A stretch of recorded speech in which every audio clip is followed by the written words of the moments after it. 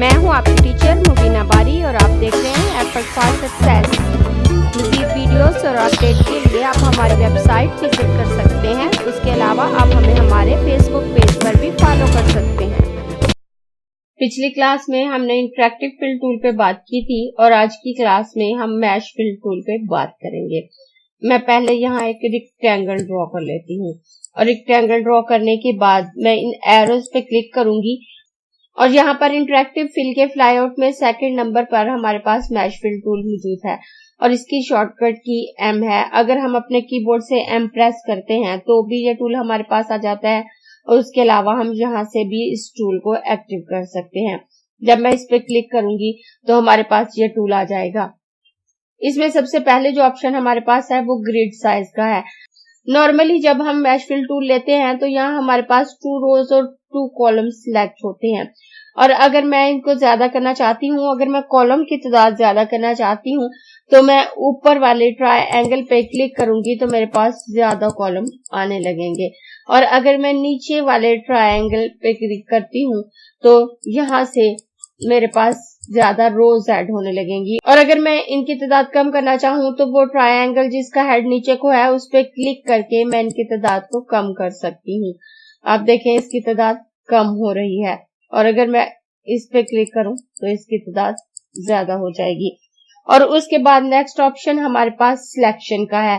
अगर मैं इस पे क्लिक करूं तो यहाँ से मैं डिसाइड कर सकती हूँ कि मैं इन नोड को सिलेक्ट करने के लिए जब सिलेक्शन बनाऊंगी तो मैं उसे रेक्टेंगुलर फॉर्म में बनाना चाहती हूँ या फ्री हैंड बनाना चाहती हूँ। अगर मैं रेक्टेंगुलर सिलेक्ट करती हूँ तो मैं जैसे ही इस नोड को सिलेक्ट करूंगी तो आप देखें एक रेक्टेंगुलर बॉक्स मेरे पास आ रहा है। मैं यहाँ से जितने नोड सिलेक्ट करूंगी उतने नोड पे ये बॉक्स आ जाएगा और मैं जैसे ही छोड़ूंगी ये नोड सिलेक्ट हो चुके होंगे।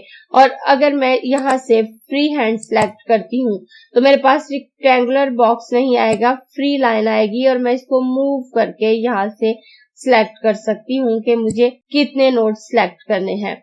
उसके अलावा मैं किसी एक नोड पे क्लिक करके भी सिलेक्ट कर सकती हूँ। जरूरी नहीं है कि मैं उसके गिर्द लाइन ही लगाऊं, रेक्टेंगुलर लाइन या फ्री हैंड लाइन। मैं किसी नोड पे क्लिक करके भी उसको सिलेक्ट कर सकती हूँ। जैसे मैंने इस पे क्लिक किया तो ये नोड सिलेक्ट हो गया। अब अगर मैं इसके साथ ही किसी और नोड को सिलेक्ट करना चाहती हूँ तो अपने कीबोर्ड से शिफ्ट की प्रेस करते हुए मैं कोई दूसरा नोड क्लिक करूंगी तो वो भी सिलेक्ट हो जाएगा। जैसे आप देखें यहाँ मैंने इन तीनों नोड को सिलेक्ट कर लिया है और अगर इन तीनों में मैं कोई कलर फिल करना चाहती हूँ तो कर सकती हूँ। अगर मैं यहाँ से इसमें रेड कलर फिल करूँ तो उतने नोड जितने मैंने सिलेक्ट किए थे रेड कलर आ जाएगा। और अगर मैं फ्री हैंड लाइन से कुछ नोड सिलेक्ट करती हूँ और सिलेक्ट करने के बाद इनमें कोई कलर ऐड करना चाहती हूँ तो मैं उस कलर पे क्लिक करूंगी तो वो कलर यहाँ पे आ जाएगा। और अगर मैं यहाँ से रेक्टेंगुलर फॉर्म में इनकी सिलेक्शन बनाती हूँ और सिलेक्शन बनाने के बाद कोई कलर फिल करती हूँ तो वो कलर फिल हो जाएगा। कलर फिल होने में कोई फर्क नहीं है, चाहे आप नोड पे क्लिक करके सिलेक्ट करें, चाहे आप फ्री हैंड तरीके से सिलेक्ट करें, चाहे रेक्टेंगुलर। मैं यहाँ रेक्टेंगुलर रहने देती हूँ और जब मेरा कोई नोड सिलेक्ट नहीं होता तो ये तमाम ऑप्शन हाइड होते हैं, लेकिन जैसे ही मेरा कोई नोड सिलेक्ट होता है तो ये ऑप्शन शो होने लगते हैं। अब यहाँ पे ये ऑप्शन डिलीट नोड का है। अगर मैं कोई नोड डिलीट करना चाहती हूँ तो वो नोड डिलीट हो जाएगा। अगर मैं इस पे क्लिक करूँ तो आप देखें वो नोड डिलीट हो गया और उस नोड के डिलीट होने के साथ ही यहाँ लाइन भी डिलीट हो गई है। मैं कंट्रोल Z कर देती हूँ तो आप देखें ये पूरी लाइन आ गई है। अगर कोई हम नोड ऐड करते हैं तो एक कंप्लीट लाइन ऐड होती है और अगर हम कोई नोड डिलीट करते हैं तो एक कंप्लीट लाइन डिलीट होती है। जैसे आप देखें यहाँ खाली जगह पे अगर मैं क्लिक करूं तो ये ब्लैक डॉट आ जाएगा और यहाँ पे ऐड नोड का ऑप्शन हमारे पास शो हो जाएगा। अगर मैं इस पे क्लिक करूं तो ये पूरी लाइन ऐड हुई है, जस्ट एक नोड ऐड नहीं हुआ। और अगर मैं किसी नोड को डिलीट करना चाहती हूँ तो मैं अगर किसी मौजूदा नोड पे क्लिक करूंगी तो अब ये डिलीट नोड का ऑप्शन शो होगा और मैं इस पे क्लिक करके इसको डिलीट कर दूंगी तो ये पूरी लाइन मेरे पास डिलीट हो जाएगी। और जो नोड मेरा डिलीट हुआ है उससे रिलेटेड मेरी हॉरिजॉन्टल लाइन भी डिलीट हो गई है और वर्टिकल लाइन भी। उसके अलावा अगर जहां पे नोड नहीं है मैं वहां डबल क्लिक करूं तो भी मेरा नोड ऐड हो जाएगा। जरूरी नहीं है कि मैं ऐड नोड का ऑप्शन यहां से इस्तेमाल करूं और जो ऑलरेडी नोड मौजूद है अगर मैं उस पर डबल क्लिक करती हूं तो वो नोड डिलीट हो जाता है। इस तरह से हम किसी भी नोड को ऐड कर सकते हैं और डिलीट कर सकते हैं। और उसके बाद नेक्स्ट ऑप्शन हमारे पास कन्वर्ट टू लाइन का है। और जब मैं कन्वर्ट टू लाइन पे क्लिक करूंगी तो उसके बाद यहाँ पे कन्वर्ट टू कर्व का ऑप्शन शो हो जाएगा। अब मैं इसको कर्व में कन्वर्ट कर सकती हूँ और अगर मैं इस पे क्लिक करूँ तो मेरे पास कर्व हैंडल आ जाएंगे। तो यहाँ पे कर्व हैंडल बने हुए हैं, ये छोटे छोटे ब्लू डॉट्स की सूरत में हमें नजर आ रहे हैं, लेकिन ग्रिड ज्यादा होने की वजह से इनका साइज इतना छोटा है कि ये नजर नहीं आ रहे। तो मैं अपनी इस शेप को डिलीट करके एक नई शेप ड्रॉ कर लेती हूँ ताकि आपको अच्छे से समझ आ सके। यहाँ से एक रेक्टेंगल ड्रॉ कर लेती हूँ। रेक्टेंगल ड्रॉ करने के बाद मैं मैश टूल लूंगी। मैश टूल लेने के बाद मैं इसकी ग्रिड में जस्ट 3 कॉलम और 3 रोज ऐड कर लेती हूँ और उसके बाद किसी एक नोड को सिलेक्ट करूंगी। मैं इस नोड को सिलेक्ट करूँ तो कन्वर्ट टू लाइन का ऑप्शन शो हो रहा है और अगर मैं इस ऑप्शन पे क्लिक करती हूँ तो यहाँ पे कन्वर्ट टू कर्व का ऑप्शन शो हो जाता है और अगर मैं इस पे क्लिक करूँ तो ये कर्व हैंडल आ जाते हैं और मैं यहाँ से इनको मूव करके इसकी स्टाइल को चेंज कर सकती हूँ। आप देखें ये कर्व हैंडल शो हो रहे हैं और मैं यहाँ से इसके स्टाइल को चेंज कर सकती हूँ और मैं जिस अंदाज से भी इनको कर्व करूंगी मेरे कलर की फीलिंग उसी तरह से होगी। अगर मैं इसमें रेड कलर फिल करती हूँ तो आप देखें उसी अंदाज में कलर की फीलिंग हो रही है जिस अंदाज से मैंने इसको कर्व किया है। और कर्व करने के बाद अगर मैं इन्हें कन्वर्ट टू लाइन करती हूँ तो ये मेरे नोड एक लाइन में अलाइन हो जाएंगे। मैं यहाँ कन्वर्ट टू लाइन करूँ तो अब ये लाइन सीधी हो गई है। मैं वापस कंट्रोल Z करूँ तो आप देखें यहाँ पे ये सारे कर्व आ रहे हैं और मैं कन्वर्ट टू लाइन पे क्लिक करूँ तो ये नोड सीधे हो जाएंगे। उसके बाद नेक्स्ट ऑप्शन हमारे पास कर्व्स नोड का है। स्मूथ नोड और सिमेट्रिकल नोड है। जब हम इसको कर्व में कन्वर्ट करते हैं तो यहाँ से हम कोई स्टाइल सिलेक्ट कर सकते हैं। अगर हम कर्व्स नोड सिलेक्ट करते हैं तो यहाँ से जब हम अपने नोड को मूव करेंगे तो वो एक हैंडल के साथ मूव होगा और उसका दूसरा हैंडल मूव नहीं होगा। और अगर हम यहाँ से स्मूथ नोड सिलेक्ट करते हैं तो ये स्मूथली मूव करेगा। अगर हम यहाँ से सिमेट्रिकल नोड सिलेक्ट करते हैं तो ये सिमेट्रिकल अंदाज में हमारे पास इसका कर्व आएगा और ये तीनों ऑप्शन हम पहले शेप टूल में देख चुके हैं। और उसके बाद नेक्स्ट ऑप्शन ये आई ड्रॉपर है। यहाँ से अगर मैं कोई नोड सिलेक्ट करती हूँ और सिलेक्ट करने के बाद मैं यहाँ से कलर फिल नहीं करना चाहती, मेरे पास कोई ऑब्जेक्ट है मैं उस पे से कलर पिक करना चाहती हूँ या यहाँ से ही मैं कलर पिक करना चाहती हूँ तो मैं इस आई ड्रॉपर पे क्लिक करूंगी और आई ड्रॉपर पे क्लिक करने के बाद अब मैं जहां से चाहूँ कलर पिक कर सकती हूँ। अगर मैं ये कलर पिक करना चाहूँ तो मैं इस पे क्लिक करूंगी तो जो नोड मेरा सिलेक्ट था उसमें कलर आ गया। और उसके बाद नेक्स्ट ऑप्शन हमारे पास मैश कलर का है। मैं ये नोड सिलेक्ट कर लेती हूँ और यहाँ से इस पे क्लिक करूं तो मेरे पास इस तरह का पैनल आ जाता है। ये पैनल हम पहले भी देख चुके हैं और यहाँ से हम कोई भी कलर लेकर उस नोड में फिल कर सकते हैं। मैं यहाँ से जो कलर भी सिलेक्ट करूंगी वो अप्लाई हो जाएगा। अगर मैं यहाँ से ब्लू कलर सिलेक्ट करूं तो मेरे नोड में ब्लू कलर आएगा, रेड कलर सिलेक्ट करूं तो रेड आएगा, ग्रीन सिलेक्ट करूं तो ग्रीन आएगा। यहाँ से भी मैं अपने नोड के कलर को चेंज कर सकती हूँ। कई दफा ऐसा होता है जब फर्स्ट टाइम ये पैनल आप ओपन करते हैं और इसमें से कोई कलर सिलेक्ट करते हैं तो वो आपके नोड पे शो नहीं हो रहा होता। अगर इस किस्म की सिचुएशन हो तो आप यहाँ से इस आई ड्रॉपर को लेकर वहां पे एक दफा क्लिक कर दें तो वो कलर शो होने लगेगा, लेकिन नॉर्मली इसकी जरूरत नहीं पड़ती। आप देखें जैसे मैं यहाँ से सैंपल चेंज कर रही हूँ तो मेरे कलर में चेंजिंग आ रही है। मैं इसको क्रॉस कर देती हूँ और उसके बाद हमारे पास ये ट्रांसपेरेंसी ऑप्शन है। यहाँ से हम जिस नोड के कलर की ट्रांसपेरेंसी कम करना चाहते हैं उसको सिलेक्ट करेंगे।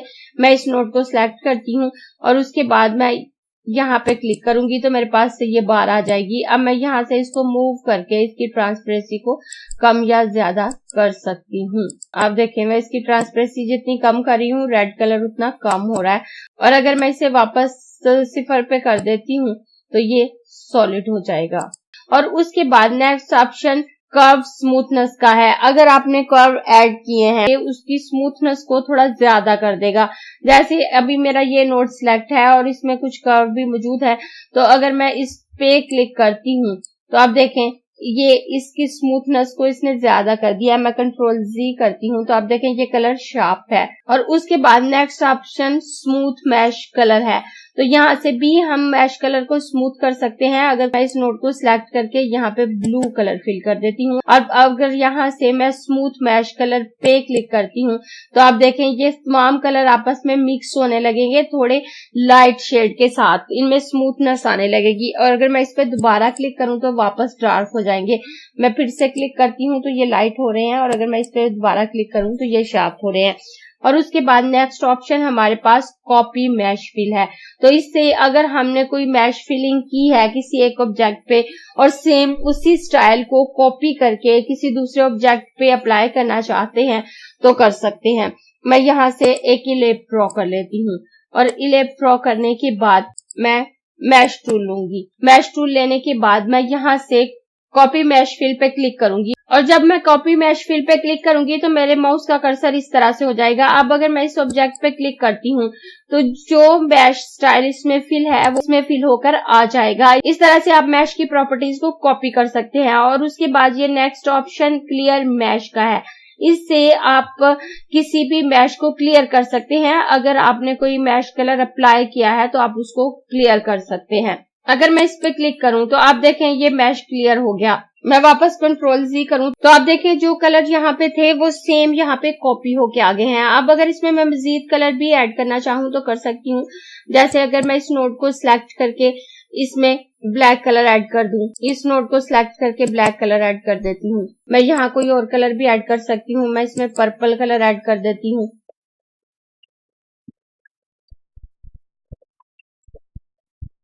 और इसकी आउटलाइन को नन कर देती हूँ। तो आप देखें ये कितनी खूबसूरत कलरफुल शेप हमारे पास आ रही है। वैसे तो हम फाउंटेन फिल से भी अपने ऑब्जेक्ट में डिफरेंट कलर ऐड कर लेते हैं, लेकिन जब हम फाउंटेन फिल से कलर ऐड करते हैं तो वहां से अगर हम लीनियर फाउंटेन फिल सिलेक्ट करते हैं तो एक लाइंस की सूरत में कलर हमारे पास आता है। वो थोड़े हिस्से में नहीं आता बल्कि पूरे ऑब्जेक्ट में लाइन्स की सूरत में आता है। और अगर हम इलिप्टिकल फाउंटेन फिल लेते हैं तो उससे कलर हमारे पास दायरे की सूरत में जरूर आता है, लेकिन वो कंप्लीट ऑब्जेक्ट के इर्द गिर्द दायरा बनाता है। लेकिन अगर हमने थोड़े हिस्से में कलर फिल करना है तो उसे हमें मैश टूल की मदद लेनी पड़ती है। और जब हम फ्लावर्स वगैरह बनाते हैं, डिफरेंट चीजें बनाते हैं और उनके फीचर्स को हाईलाइट करने के लिए हमें किसी थोड़े हिस्से में कोई कलर ऐड करना पड़ता है, तो उस तरह से हम यहाँ से मैश टूल की हेल्प ले सकते हैं। मैं यहाँ आपको एक फ्लावर बना के दिखाती हूँ। मैं इसको डिलीट कर देती हूँ, और डिलीट करने के बाद मैं यहाँ से बेजियर टूल ले लूंगी।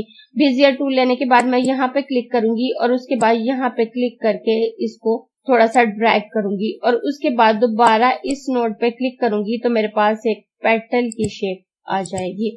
अब इसमें मैं कलर फिल कर सकती हूँ। इसमें मैं ये पिंक कलर फिल कर देती हूँ। उसके बाद अगर मैं इसमें किसी और कलर के हाईलाइट ऐड करना चाहूँ तो कर सकती हूँ।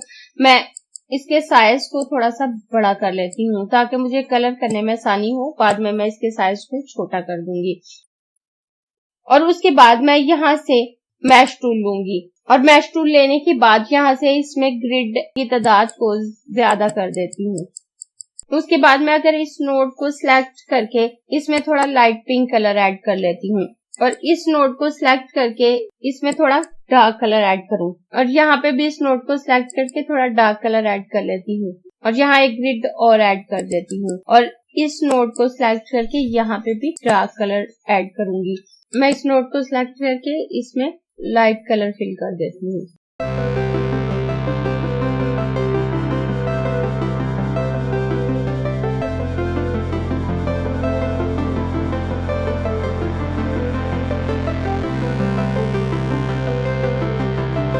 ये मैंने पर्पल और पिंक शेड से इसमें हाईलाइट ऐड कर दिए हैं, और अब ये पेटल खूबसूरत लग रही है। मैं इसके साइज को छोटा कर देती हूँ। छोटा करने के बाद अपने इस ऑब्जेक्ट को उठा के यहाँ पे रख देती हूँ, और उसके बाद ऑब्जेक्ट मेन्यू में आऊंगी, ट्रांसफॉर्म में आकर रोटेशन का पैनल ऑन कर लेती हूँ। इस पे क्लिक करके इसको रोटेशन मोड में लाती हूँ, और यहाँ से मैं लोअर सेंटर पे क्लिक करूंगी। लोअर सेंटर पे क्लिक करने के बाद मैं यहाँ से इसके सेंटर को थोड़ा दूर कर दूंगी। मैं यहाँ 150 वैल्यू सिलेक्ट कर लेती हूँ, और 150 सिलेक्ट करने के बाद यहाँ पे 30 रखूंगी, और यहाँ पे 11 कॉपीज और अप्लाई पे क्लिक करूंगी।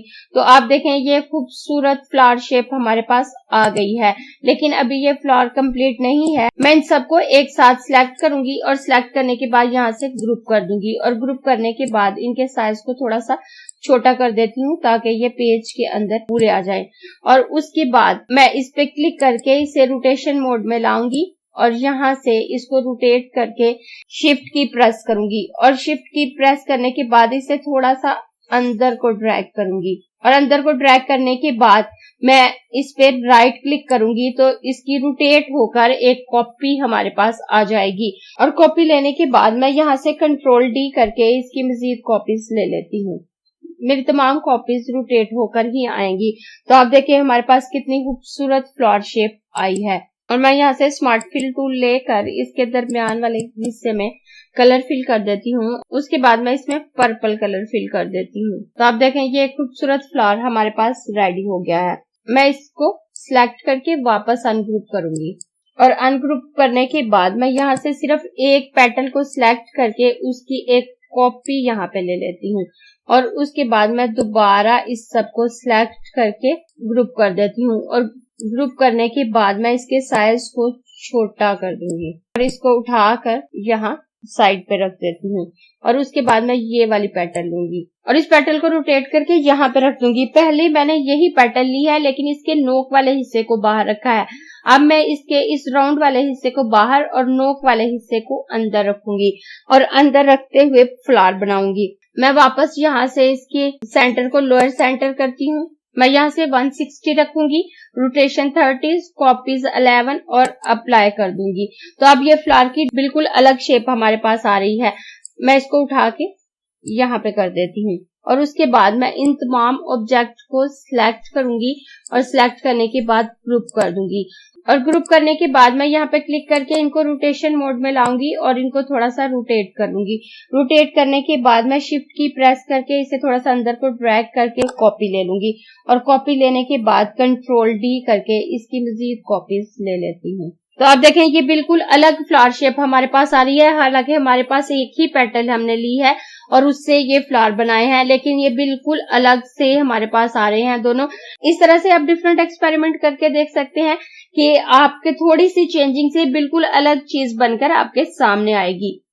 अगर आपको ये क्लास पसंद आई है तो लाइक कीजिए, अपने दोस्तों के साथ शेयर भी कीजिए ताकि वो भी सीख सके।